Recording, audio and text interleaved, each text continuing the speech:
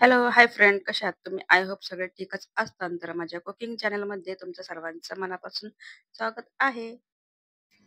तर आपण रेसिपीला स्टार्ट करण्याच्या अगोदर माझ्या चॅनलला सबस्क्राईब केलं नसेल तर प्लीज, प्लीज माझ्या चॅनलला सबस्क्राईब करा आणि आपली रेसिपी स्टार्ट करूया. तर मी तुमच्यासाठी प्रत्येक वेळेस छान-छान रेसिपी घेऊन येत आहे आणि आजही घेऊन आलेली आहे. तर चला आज आपण मस्त अशी एक न्यू रेसिपी बनवूया. आता उन्हाळा तर सुरू होत आहे, तर त्यासाठी आपण बरेच काही उन्हाळ्यासाठी जे काही बनवतो तेच आज बनवणार आहे. तर इथं घेतलेला आहे 1 वाटी मी रवा.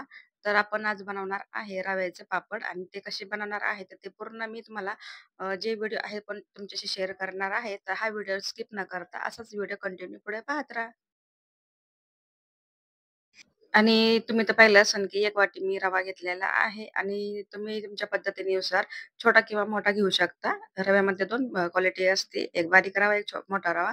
तर मी इथं घेतलेला आहे बारीक रवा. तर मी जी 1 वाटी घेतली होती त्याच वाटीने आपल्याला 4 गुणा म्हणजे 4 दुपटीने त्याचे पाणी घ्यायचं आहे.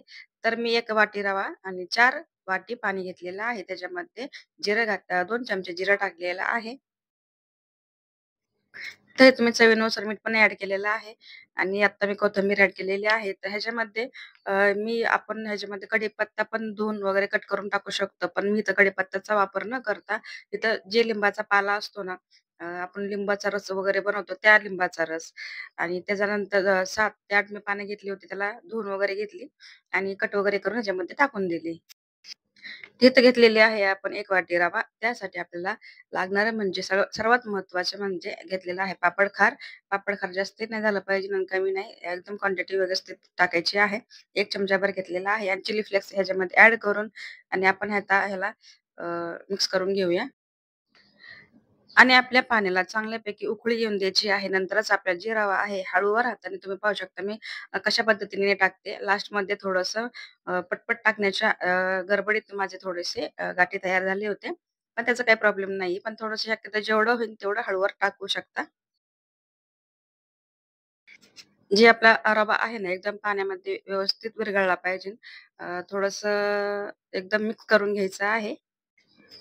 तर तुम्ही म्हणत असताल, की पिवळं का दिसते? ज्यावेळेस आपण पाण्यामध्ये जिरे ॲड करतो ना, त्यावेळेस जिरेचा आपोआप कलर पाण्यामध्ये सुटायला लागतो आणि तो पिवळा व्हायला लागतो. तर तसंच मी काही हळद वगैरे टाकलेली नाहीये आणि आपला जे आहे ना रवा टाकायचा एकदम झालेला आहे.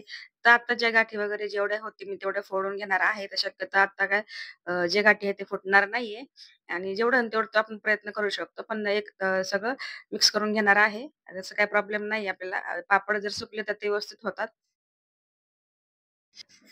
जे त्याला लाटणं आहे ते साफ करून घेतलेलं आहे आणि आता आपलं हे जे बॅटर आहे ना, एकदम व्यवस्थित करून घ्यायचं आहे ना, ह्याच्यानंतर आपल्याला ह्याच्यावरती झाकण ठेवून 5 मिनिटं तरी असंच ठेवायचं आहे. ह्याला जेवढं आपण होईल तेवढं शिजवून घ्यायचं आहे आणि समजा शिजून जर नाही घेतले ना, आपले पापड जे आहे व्यवस्थित येणार नाहीये.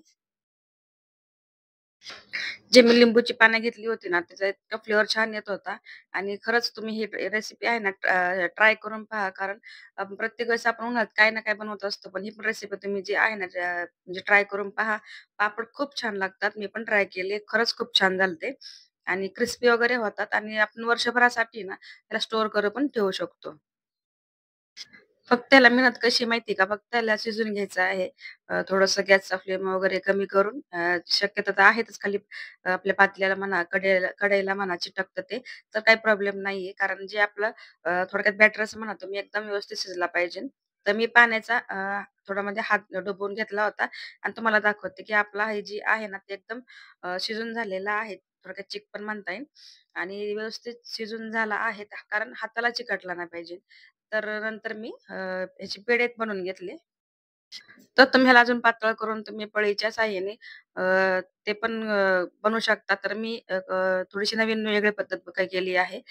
थोडेसे पेढे बनवून घेतले. थोडासा म्हणजे एक प्लास्टिकच्या कागदावरती थोडंसं तेल लावून मी त्याच्यानंतर अ, म्हणजे एका प्लेटने म्हणा किंवा पोलपाटाच्या साहाय्याने तुम्ही म्हणता ना, तर त्या प्रकारे सुद्धा पण तुम्ही ह्याला राउंड शेपमध्ये देऊ शकता. तर तुम्ही पाहू शकता ह्याचा कलर वगैरे आणि जे आपण काही साहित्य टाकलं होतं ते पण खूप छान दिसतं. चिली फ्लेक्स झालं, जिरा झालं, परत कोथिंबीर झालं, लिंबूचा पाला झाला. खूप छान वाटतो. तर आपले एकदम व्यवस्थित गोल आकार वगैरे आलेले आहे आणि नंतर आपण ह्याला थोडंसं वाळल्याच्या नंतर पलटी मारून घेतली आहे. कारण आपल्याला जेवढे होईल तेवढे दोन्ही साइड एकसारखे सुकून घ्यायचे आहे. तर तुम्ही पाहू शकता ही जी आपली आहे ना एकदम तळून तयार केलेले आहे आणि हे आपले चांगल्यापैकी वाळलेले पण आहे आणि एकदम क्रिस्पी वगैरे झालेले आहेत. हा व्हिडिओ तुम्हाला कसा वाटला नक्की मला कमेंटमध्ये सांगा. व्हिडिओ आवडल्यास माझ्या चॅनलला सबस्क्राईब करायला विसरू नका. बाय.